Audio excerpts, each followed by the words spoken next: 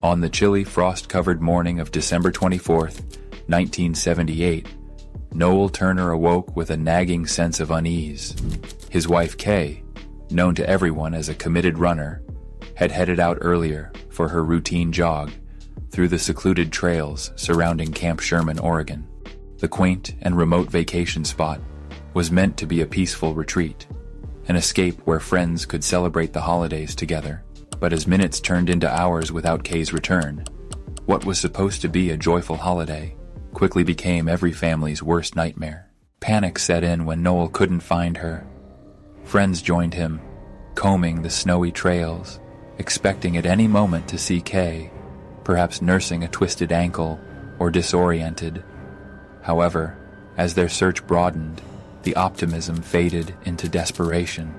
Finally, authorities were summoned, though the initial response was sluggish. Hours were lost, valuable daylight evaporating into a darkening December sky. When sheriff's deputies finally mobilized a proper search effort, the scale expanded rapidly.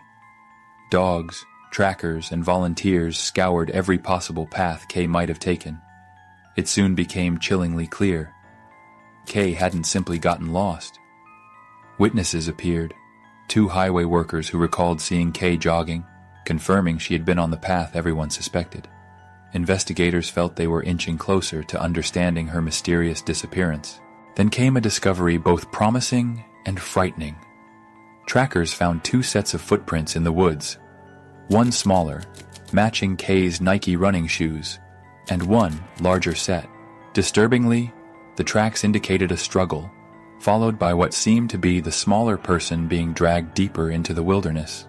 But incredibly, this lead wasn't aggressively pursued by authorities, leaving friends and family bewildered and frustrated. Months dragged by without news. Public attention drifted away from Kaye's story, replaced by new stories and fresh tragedies.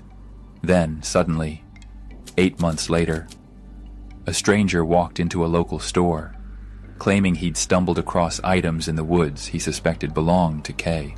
This man was John Ackroyd, someone authorities had encountered briefly early in their investigation. Ackroyd's odd behavior and changing narratives soon set off alarm bells. He led police to a haunting scene in the forest: Kaye's running shorts, torn clothing, and most disturbingly, her lower jawbone, definitive proof of her tragic demise. The findings were grisly and stark, but frustratingly, no clear forensic evidence directly linked Ackroyd conclusively to the crime. His shifting accounts and suspicious explanations drew suspicion, but didn't provide definitive proof. Investigators soon discovered a darker past lurking beneath Ackroyd's mild exterior. Just a year before Kaye vanished, Ackroyd had narrowly escaped charges after brutally assaulting Marlene Gabrielson, a woman he had offered a ride along Highway 20. Despite physical evidence, Ackroyd convinced authorities of his innocence, leaving Marlene without justice and haunted by his freedom. With suspicion clouding him, Ackroyd's life continued disturbingly uninterrupted. More than a decade later, his name again arose in connection with a horrifying crime. This time, in 1990, his 13-year-old stepdaughter, Rachanda Pickle, vanished without a trace from their remote home near Highway 20.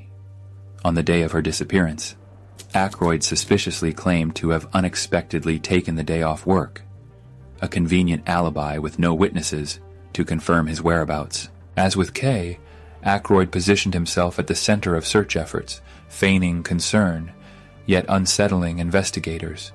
Forensic searches uncovered disturbing evidence: blood and strands of Rachanda's hair inside Ackroyd's truck. But once again, the lack of direct witnesses or a body made charges elusive.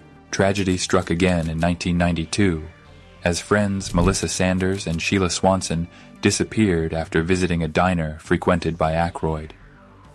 Their bodies were later discovered hidden deep in the forests near Highway 20, bearing the hallmarks of violent attacks.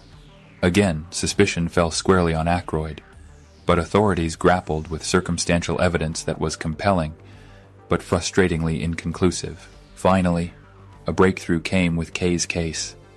Ackroyd's hunting partner from the fateful day Kaye disappeared, Roger Dale Beck, separated from his wife, Free from intimidation, Beck's ex-wife revealed chilling details she'd hidden for years. Beck and Ackroyd had returned that Christmas Eve covered in blood, concocting a cover-up story that they'd mistaken Kaye for a deer. Beck later confessed privately that Kaye was intentionally assaulted and killed. With this testimony, authorities finally had the push they needed. Ackroyd was arrested and eventually convicted for Kaye's murder. But even as he began serving his life sentence, questions lingered hauntingly unresolved. Families of Melissa, Sheila, and young Rachanda yearned desperately for answers, closure that Ackroyd refused to provide. In 2013, facing potential parole, prosecutors bravely pursued charges against Ackroyd for Rachanda's disappearance, despite lacking her remains. The evidence was strong enough for a grand jury indictment. Ackroyd ultimately pled no contest, cementing his imprisonment until his death later that year. But the mysteries along Highway 20 refused to end with Ackroyd's passing. Numerous other disappearances and unsolved murders dating back decades haunted investigators. Young Karen Lee and Rodney Grissom disappeared in eerily similar circumstances. Their clothing found later, discarded ominously in the woods, frighteningly similar to Kaye's fate. Authorities began wondering, could Ackroyd's reign of terror stretch even further back, ensnaring more unknown victims? The haunting possibility that other crimes might never be connected to him cast a dark shadow over every cold case in Oregon's dense forests. Today, authorities still seek answers, piecing together threads of decades-old evidence, hoping someone who once feared speaking might come forward. The community along Highway 20 carries a quiet sorrow, a hushed reverence for the unresolved tragedies lurking beneath their beautiful landscape. The crimes attributed to John Ackroyd offer a stark reminder that evil often hides in plain sight. His mild-mannered facade, masking a horrific capacity for violence, serves as a chilling cautionary tale. Even in the tranquil settings that we consider safe havens, danger can lurk, waiting for the right moment to strike. Families affected by Ackroyd's horrific crimes remain forever marked by the pain of unanswered questions, a permanent ache where closure should exist.